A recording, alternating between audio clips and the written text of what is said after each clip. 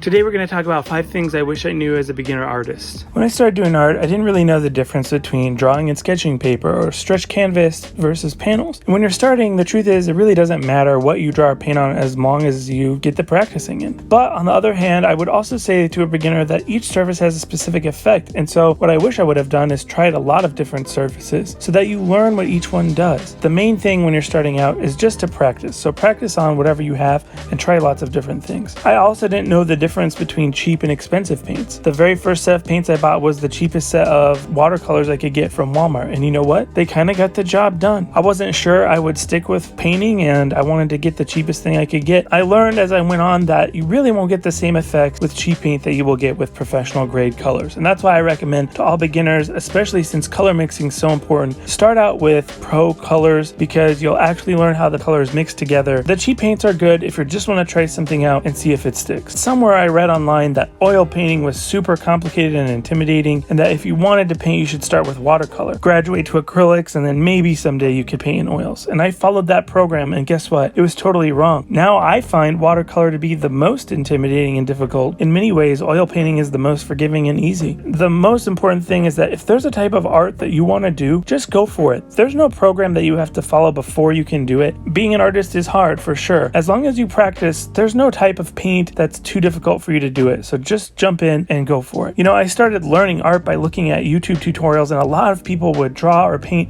in these teeny tiny sketchbooks or canvases, and so I thought that's how you're supposed to do it. But it took me a long time to realize that the larger your painting surface or your notebook, the more resolution you have, the more room for error you have. When you're starting out, draw a lot bigger than you think you need to, and you can graduate down to the smaller pieces. When I started, people said never to draw from photos, only draw from life. And it's true that drawing from life gives us a lot more color information and information on how everything looks, but it's also true that in real life the images shift, the picture changes. Photos can really freeze that in time or give us access to draw things that we wouldn't normally be able to do. But my tip is to actually use both. Don't just draw from life or paint from life or just from photos, but make sure you get out there and you do both. Remember, you have a voice that matters. Go be creative. I'll see you next time.